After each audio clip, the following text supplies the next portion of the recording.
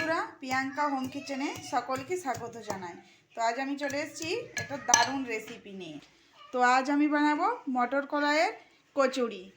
তো এই যে দেখো, তার জন্য এখানে আমি কাঁচা মটর সিদ্ধ করতে বসিয়ে দিয়েছি অল্প জল আর নুন দিয়ে।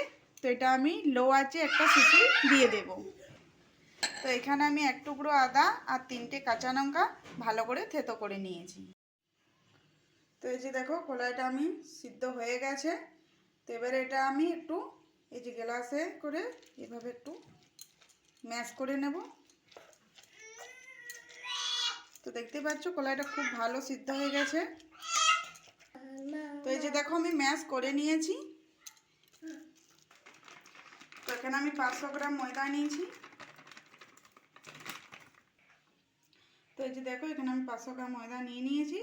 এবারে এতে আমি দিয়ে দেব এই যে এই চামচটা 3 চামচ সুজি।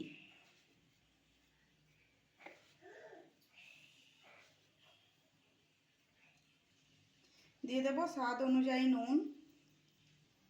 তো এবারে এগুলো ভালো করে একটু মিশিয়ে নেব ময়দার সাথে, নুন সুজি। তো এখানে আমি দিয়ে দেব তেল ময়ানের জন্য। এখানে আমি দিয়ে দেবো তোমার 6 চামচের মতো তেল দিয়ে দেব। এবারে তেলটা খুব ভালো করে ময়দার সাথে ঘষে ঘষে মিশিয়ে নিতে হবে।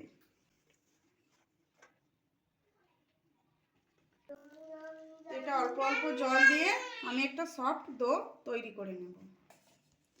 তো ময়দাটা আমার মাখা হয়ে গেছে, এটা এবারে আমি ঢাকা দিয়ে রেখে দেব। তো মশলা বানাবো, তার জন্য এই যে এখানে নিয়ে নিয়েছি হাফ চামচ ধনে। এবারে নিয়ে নেব হাফ চামচ মৌরি, হাফ চামচ জিরে আর 2টো শুকনো লঙ্কা। তো এগুলো একটু ভালো করে শুকনো খোলায় সেঁকে নেব। তো সরষের তেল গরম হয়ে গেছে, এবার এতে দিয়ে দেব হিং।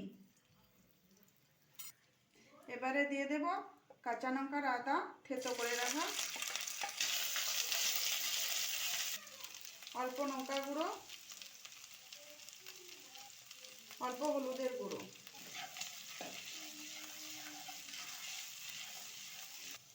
আদা আর কাঁচা লঙ্কাটা বেশি ভাজা চলবে না। এবার আমি দিয়ে দেব সেদ্ধ করে রাখা মটর কলাই, অল্প নুন দিয়ে দেব। এবারে ভালো করে মিশিয়ে নেব।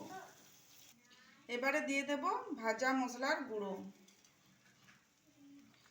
অল্প দিয়ে দেব গরম মশলার গুঁড়ো। এবারে দিয়ে দেব 1 চামচ বেসন।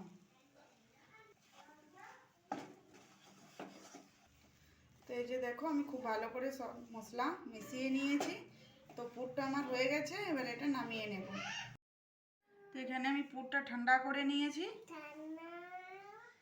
আর এই যে এখানে দেখো ছোট ছোট আমি পেড়ি বানিয়ে নিয়েছি। এবারে এটা হাতে করে এভাবে আমি করে নেব। তো এই যে দেখো, এখানে আমি অল্প পুর নিয়ে নিয়েছি। এবারে এটা আমি এইভাবে একটু চেপে চেপে এইভাবে বন্ধ করে দেব।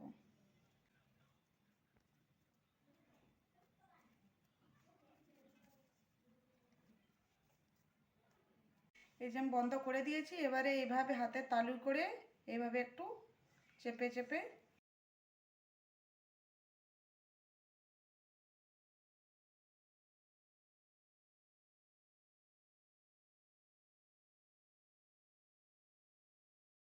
তো কড়াইয়ে তেল দিয়ে দিয়েছি। তেলটা বেশি গরম করা চলবে না, এগুলো এবারে তেলে দিয়ে দেব।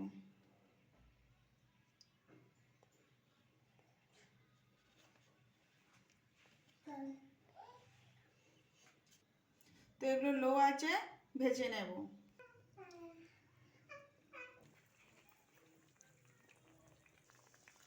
তো দেখতেই পাচ্ছ এগুলো আস্তে আস্তে কীরকম ভাবে ভেসে উঠছে। তো এইভাবে ঠান্ডা তেলে ভাজতে হবে একদম লো আঁচে। তো এই যে দেখো, এগুলো সব ফুলে উঠেছে। এবারে এগুলো ভালো করে উল্টে পাল্টে ভেজে নিতে হবে। তো আমি যেভাবে আজ কচুরি বানাচ্ছি এইভাবে বানাবে, দেখবে খেতে খুবই সুন্দর হয় আর মুচমুচে হয়।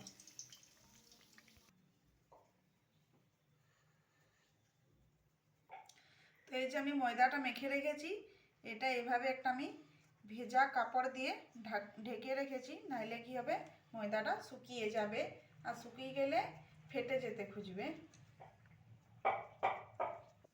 এই যেটা আমি বানিয়ে নিয়েছি, এটাও আমি কিন্তু ভেজে কাপড়ে ঢেকে রাখবো, নাহলে কি হবে তেলে দিলেই ফেটে যেতে খুঁজবে, তাহলে ভিতরের যে মশলাটা ভরেছি সেটা বেরিয়ে যাবে।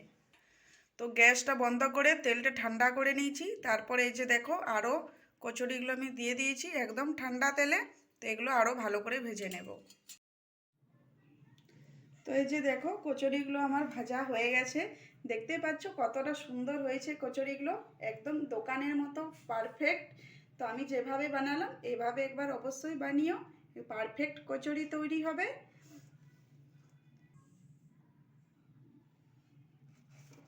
তো এই যে দেখো কতটা খাস্তা হয়েছে কচুরিটা, একদম পারফেক্ট কচুরি তৈরি হয়ে গেছে। আর ভিতরে পুরটাও দেখতে পাচ্ছ কতটা সুন্দর।